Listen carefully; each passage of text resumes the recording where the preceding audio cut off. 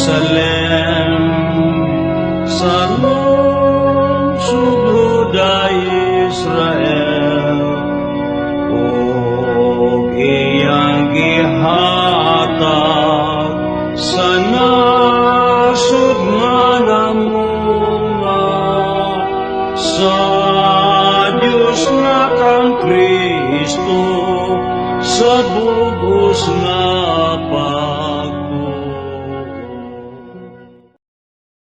Kaisonan, ako may paibalakan ninyo, bisan wala mo makakaplag sa gingharian sa Diyos, apan diandama na sa Ginoo sa 884 kabangko sa tibuok nga kalibutan.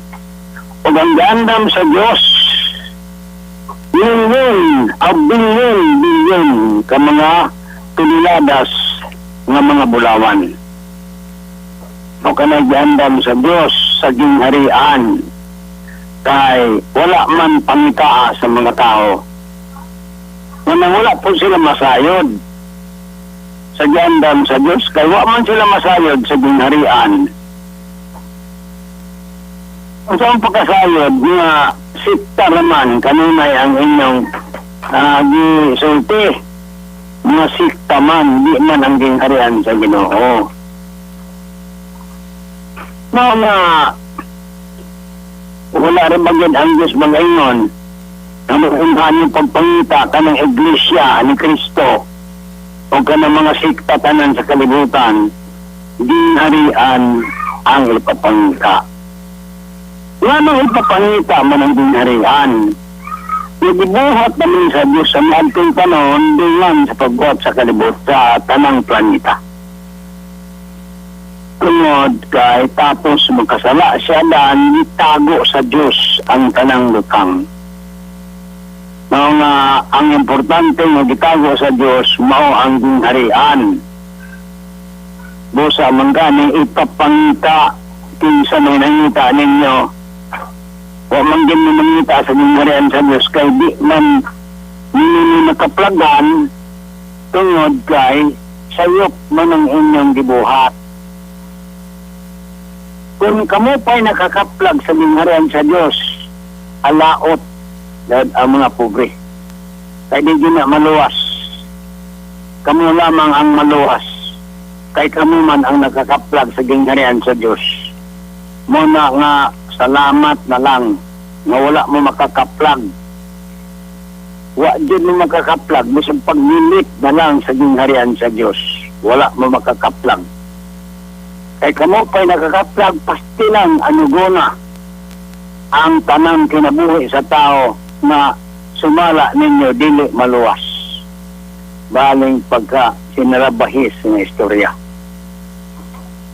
Mga wala ihatag ninyo ng gingharian, ako magahingan kaninyo ng tanan, manisunod sa tanang sikta sa kalibutan, maluwas nini sila. Basta magminatarong lamang muli nga do sa Ginoo. Dili kay ngabil lamang, ngabil na magsulti kang Ginoo apan wala sa inyong kasing-kasing. Ang pagbalik sa Ginoo kinahanglan sa ngabil o sa kasing-kasing. Nga Ginoo lang ang tanan, dili magpakasala na kamura ang maluwas. Dakong sala sa kalibutan ka na, dakong sala sa mga tao sa kalibutan kung magayon ka mo nga kamuray maluwas. Noon sa nga man mag-ingon ang Diyos nga, Noe, ikaw ray maluwas. Apan di pabuhat sini sa arka. Naman walo lamang katao kay usara man karka ang gibuhat. Karon ang sakyanan sa mga tao ngadto sa gingharian sa Dios sa iyang gobyerno nga hapit na moabot karon. Mao ang daghan kay mga sikta tibuok na kalibutan. Mo kana ang hinungdan sa pagtukod sa mga sikta maingon nga sino'y nagtukod sa arka. Muna mga kaigsuonan. Manang ayaw mo pag-angkon-angkon na kamuray maluwas. Baling ulawa ninyo sa walang mga adlaw. Na kaya nyo matuman man kaninyo. Ang diingon na tumpagi kami. Anang nakumpang-pang. Magpatumpag na lang kamo kay maulo man kamo kayo. Perti mang ulawa na inyong gisinggit ni kamuray maluwas. Baling ulawa ana. Di magpatumpag lang mo sa pangpang, matuman ka ni. Ang kaigsuunan, matuman. Tungod kay, ang ilhanan gid ninyo, akong tug-anan ko kamo sa ilhanan, sa gingharian sa Dios, nga niya naman sa kalibutan, na magsugod magid kani. Unya sa 2022, di ko mamakak ninyo. Kaya kanang 2022, mo kana ang tuig na ma-implementar ang gisulat dayon sa dinungog na si Cyrus. Muna, kay mo muna ipagbalik ni Cyrus. Na naman si Cyrus karon? Walang pupuntaan niyo si Cyrus.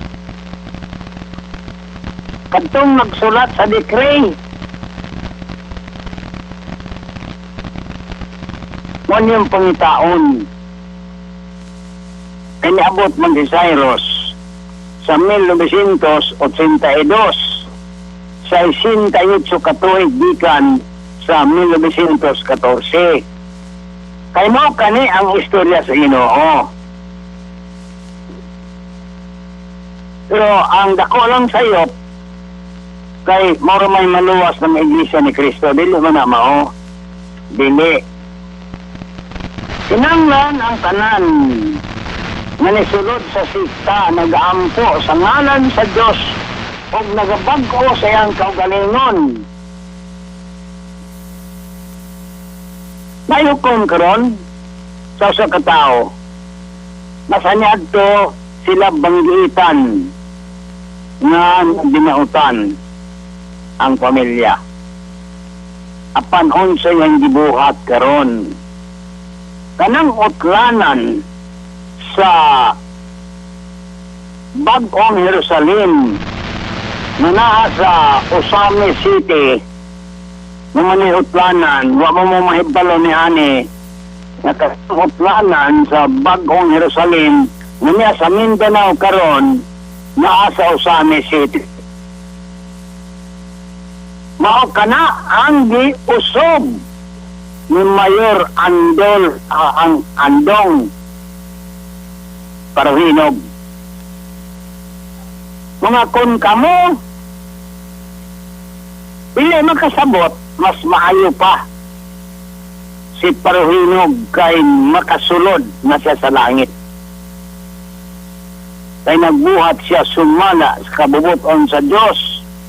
Mugipaanindot niya kanang muhon kana sa Bag-ong Jerusalem nga niya sa Mindanao. Naidakong muhon niya sa kuta sa Osame City nga doon ay imahin mo kanay muhon.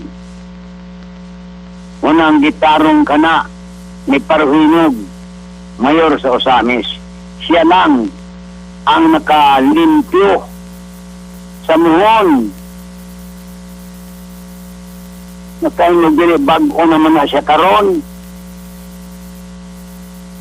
Kamo, wala magbag-o, mas may pa si Paruhinog kay makasulod pa sa langit. Unsa may example. Yadtong panahon nga ang Diyos nagpadala sa nagsusi sa mga tao na makasasala, doon ay usa ka bigaon nga babae. Amoy nagtago na itong duha ka tao nga nagsusi. Kung unsa katinod kapag ka makasasala na itong lugara. Yang gitaguan ang duha ka tao. Mabuot kung kapat yun sa mga taong dautan dito itong lugara. Mao nga kadtong katao nagsulti na kanang ilang bintana butangi og pula. Kana isip nga pag-abot unya sa magasilot nining lugar dili ikaw maapel. Bigaon katong bayhana. Nagrukman na sa kamatayon. Apan tungod sa iyang pagtabang bisan siya bigaon siya sa naadtong panahon, pagtabang niya lamang sa duha ka tawo nga espiya, naluwas ang iyang kinabuhi kay wa magyagian man siya sa kamatayon tungod pihimutangan man nagpula manang dili ka makahukom karon. Kung nagbuhat sa matarong ang tao ay paghukmi na siya maimperno. Kay kanang gibuhat, anindot kayo, tanawan ninyo, agkuan nyo sa Osami City karon. Tanawan ninyo ang buhat ni Parhinog sa Osami City.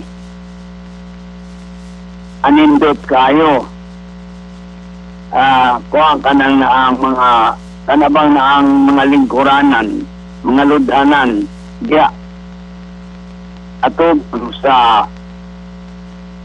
imahin na nasa kuta. Kay mo kana ang ilhanan na naadya magasugod ang bag-ong Jerusalem. Pagto ka sa Zamboanga City, tuaw sa bigto ang Otlanan. Nagkuta gyapon sa mga katsila. Buhat man na sa mga katsila apan diktasyon kana sa Ginoo. Dili kay ilang kaugalingon lamang buhat. Diktasyon sa Ginoo. Katong sa Zamboanga City. Kay mo kana ang Otlanan. Kung mangita ka mo sa bagong Jerusalem karon, adto alam ninyo ang Osami City nga gipaanindot ni Mayor Parhinog.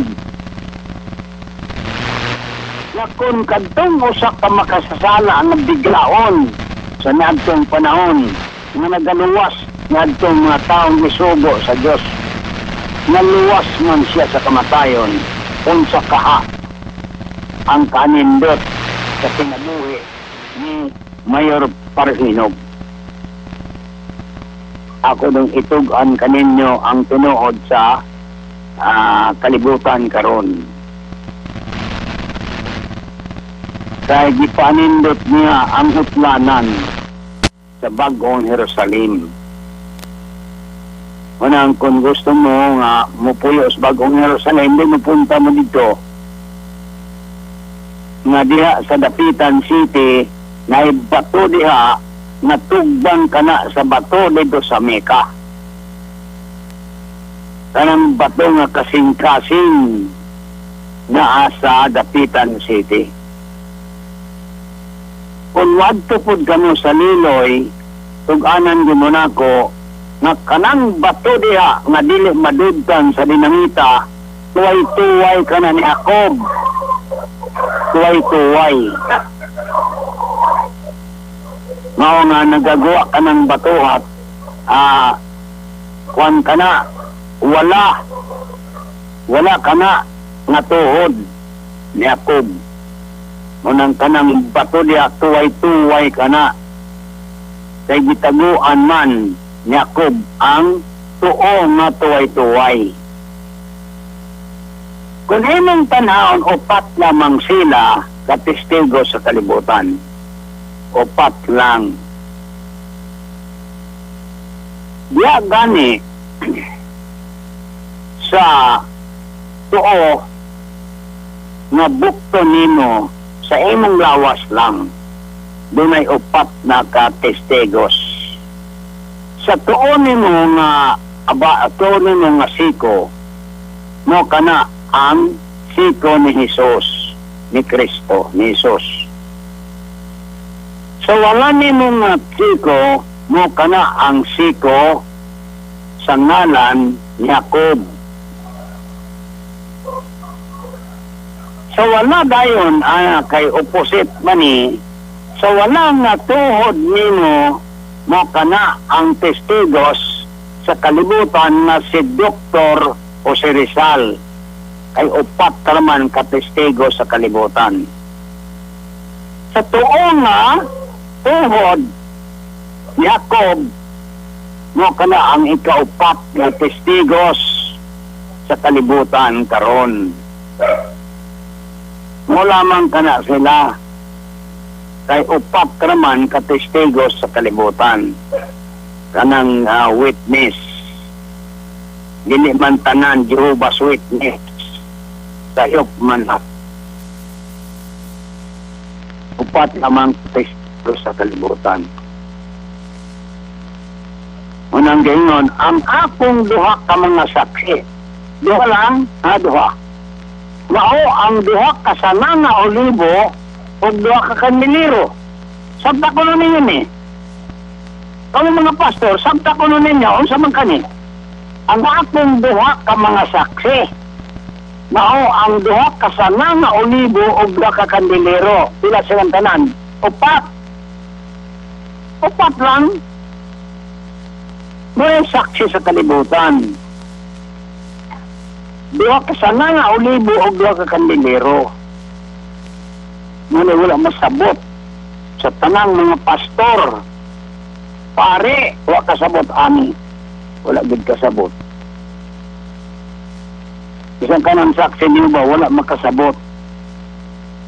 Nga kanang saksi, upat lamang na kabuok. Duha ka sa Nana Olivo o duha ka kaniliro. Unsa man na? Kanang kaniliro mo kanang tiil. Nga makatindog ang tao tungod sa iyang kandiliro nga tiil. Wala makatindog ng kandila tungod sa kandiliro. Kanang mga kasama nga Olivo, mo ka ng mga bukton, doon ka buhok. Muna saksi nga kanang Diyos tao. Dili manganap. May kamot na doon ka buhok o tiil. Muna tinuod ng saksi.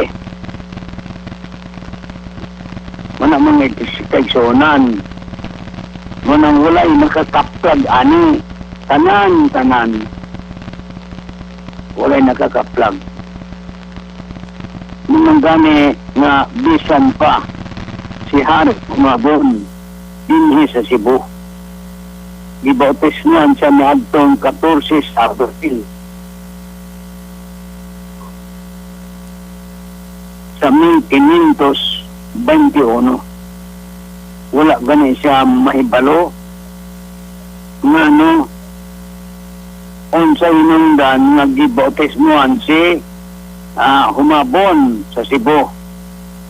Unsa hinungdan tungod kay ang gingharian sa Dios iyatag man sa 1523 mao nga gihimong Kristiyanos ang Cebu sa nadtong panahon sa diya nga gibautismuhan si Humabon ni Padre Valderrama na kauban ni Magellan. No ka na hinungdan. Wa man yung sabta kani. O di mo kasabot. O di mo makahuna-una. Ngano kang nagbautis mo man? Sa 1521, ngano nagbautis mo man? Ngano nga naman Kristiyanos ang Cebu? Sa 1521. Kung sa may hinungdan ana. Tungod kay ang gingharian sa Dios ihatag ngadto sa usa ka nasod nga magapamunga sa pagtuo ni Kristo. Mo kana hinungdan na didto diha magsugod ang bautismo sa Cebu kay diha man magsugod ayon ang pagkaulipon sa Pilipinas. Kaysa Cebu man pag magsugod ang pagkaulipon sa Pilipinas, pinaagi dayon ni Miguel Lopez de Legazpi. Kaya wa man maulipon ang Pilipinas sa panahon ni Magellan. Dito naman ni Miguel Lopez de Legazpi kay dunay sukod. Dunay sukod ani. Ngano man nga dito Miguel Lopez de Legazpi. Kung inyong pangitaon ang pagkaulipon sa mga tao, adto ka maghuna-huna dito sa Egypt. Nga ang tanan, nga mga Israelitas dito na ulipon sulod sa 430 katuig. Man, kay gibalhin man ang ginharan sa Dios diya sa usa ka nasod, nanumong Kristiyanos, kinahanglan na kanang Kristiyanos diyan ang nasura maulipon sa gidaghanon nga 430 katuig. Ang katapusan na ng 430 katuig mao ang 1995. Mukha na yung katapusan. Mga bisugdan pagkaulipon ang Pilipino niadtong 1565 kay kung imong isipon ang 430 maabot man dayon ang 1995. Mao kana ang sukod sa Ginoo. Magiulipon dayon ang Pilipino sugod sa 1565 kay aron natapos ang pagkaulipon na 430 katuig sa 1995. Tungod nga ani, wa kay balugan si Tanyada ni ani na siya nagabuhat og balaod nga papawaon ang mga Amerikano. E nagkaingon ba kamo nga yatagan tag-independensya, diya sila sa ilalom mag-agi, Watergate ang ilang yagian, nagpasumangil sila og abang diya sa ulong gapo. Kaya ron matuman ang gidaghanon sa mga adlaw nga maulipon ang Pilipino. Tungod nga na natong tuig 1922, doon ay balaod nga papawaw ng Amerikano. Natuman kadto. Apan gitagaan siya og tulo ka tuig. Tulo ka tuigan sa 1911. 22. Kaya aron matuman ang iya sa Dios nga 1995 nga mao ika-430 katuigan sa 1565. Nung ginitaw na sayod ani kamo mga pastor diha. Mormog mga tulog na walay utok. Wag din mo masayod. Unsa may hinungdan nga ang Amerikano gusto sa Pilipinas? Unsa may hinungdan? Nahibalo ba kamo? Unsay tuyo sa Amerikano nga dili sila magpahawa unta sa Pilipinas. Tungod sa panahon sa Diyos, dili sila makabalibad na mapahawa agad sa 1995. Di sila makabalibad. Mao, nga aron doon ay mga Amerikano din sa Pilipinas, wala kay balo ang presidente sa Pilipinas o kanang mga senador. Minipirma sila na nanghingan og Visiting Forces Agreement. Unsa man kana sa Amerika. Nakasabot mo, kamong katong presidente nga pirma niya na. Nakasabot. Unsa may hinungdan sa Visiting Forces Agreement. Gipadadaan sa Amerikano ang Pilipinas og 1,000 ka sundalo aron magtudlo sa Pilipino. Unsay buhat pasabot sa Amerikano? Bugo na din ang Pilipinong sundalo? Tudluan pa nila? Dili ka na mo tuyo. Ang tuyo sa Amerikano na wala ibaw sa Pilipino na kinanglan dunay 1,000 ka Amerikano din sa Pilipinas. ay kung pananglitan magkagubot man ang kalibutan, kay na may gugot at gubat sa kalibutan. Na ay usa ka libo lugason sa Amerika nga niya sa Pilipinas. Og tungod niya na dili makabalibad ang Pilipino kung magpadala sila dagkong armas din sa Pilipinas aron maluwas kanang usa ka libo ka Amerikano. Muna tuyo. Ay maluwas presidente, bugo pa ng presidente. Mga bugo na tao, di kay balo sa kalibutan. Muna tuyo, ana. Tungod kay sayon pagpadala sa Amerikano sa daghang sundalo o daghang mga armas sa Pilipinas kay dunay ruta ni Magellan. Muna tuyo. Masubay nila ang ruta ni Magellan na moabot kini sila dito sa Leyte. Ngunit tulo sa Amerikano. Pirma po ng presidente na bugo o sa bugo. Kay balo sa tuyo sa Amerikano. No? Bright daming Amerikano. Bright. Mantigo sila mukunta sa ugma sa Amerika. Aron sila makapadala og dagkong armas din sa Pilipinas nga dili makabalibad ang mga Pilipino. Kaya na ay ng luwason na sa kalibo ka mga sundalo. Pero ang tuyo na na punon sa Amerikano og armas ang Pilipinas kana mga missiles. Kay dool ra ang China, dool ra dahil ang Indonesia, dool ra ang Iraq. Kung magpadala sila missile sa Iraq, dikan sa Pilipinas, dool ra. Muna ng tuyo. Wala masabot ang mga senador na pastilang pagkabugo ang mga senadora.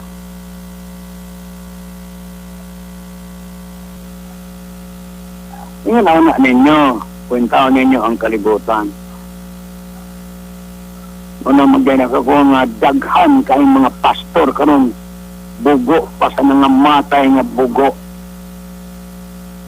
Wala sila makaibalo sa lihok sa kalibutan. Hindi siya ipapangita pag unang dingaran sa Diyos, kana manginong sikta ilang ipangita. Munang kanang Diyos dahulat yun og insaktong panahon. Kanang insaktong panahon 1982. Muna insaktong na panahon. Muna gipakubsan na panahon. Muna pinakubsan. Tungod sa mga pinili. Nang kay pinili man ng Pilipino, mga gipakubsan ka ng panahon. Yun sabad papakubos. Kung imong isipon ang pattern sa gingharian, gikan sa Medo Persia hangtod sa Roma, mukabat ka na sa 1014 katuig. Kung isipon nimo gikan sa uno, aning o sa kalibo katuig karon, mulapas kag 14 katuig ini katapos, aning o sa kalibo katuig karon. Doon usa 14 katuig. Unya, kanang 14 katuig magdala ka nagsala. Nawa na'y maluwas. Pupuro niya gubat na. Kaya wa pa man mapapas ang sala ni Cain. Kanang gubat mo manay sala ni Cain, mo manay papason sa Ginoo. Nan kung musunod ang 14 katuig dito sa unang libo. Sa sunod, nga 7,000 nining katapusan sa kalibo karon, di mo sunod ang sala ni Cain, gubat na tanan, wa na'y maluwas. Mga gipakubsan sa Diyos sa 1982. Kaya gikan sa 1982 doon na kay 18 katuig. Ini katapos ining usa ka libo katuig karon. Kung imo mi subtract ang 14 katuig gikan sa 18 katuig, doon na pa'y 4 katuig nga mabitin. Sabi na pa matapos ang usa ka libo katuig. mo ka na hinungdan. Mao nga yan ang upat katuig na nabilin, diya hinuha ka ng Armageddon, pagpapasasala ni Cain sa iyang pagpatay ni Abel. Ngunang igsoon matok igsoon, kay si Abel, o si Cain igsoon man. Huwag masabot kami sa mga pastor. Pastor, mga di mga pare-pare, mga di mga pare-pare, pastor. Ato ngayon daning kalibutan, kaya doon na biyan kayo. Di ako magbaka kaninyo nga kaning kalibutan, kain tanalang katuig. Ang kulang, inighuman ni Presidente Duterte. Pagkaman ni Presidente Duterte, 5 ka Presidente ang napuri. Ani, kay ikalima man na si Presidente Duterte, di ka ni Ramos.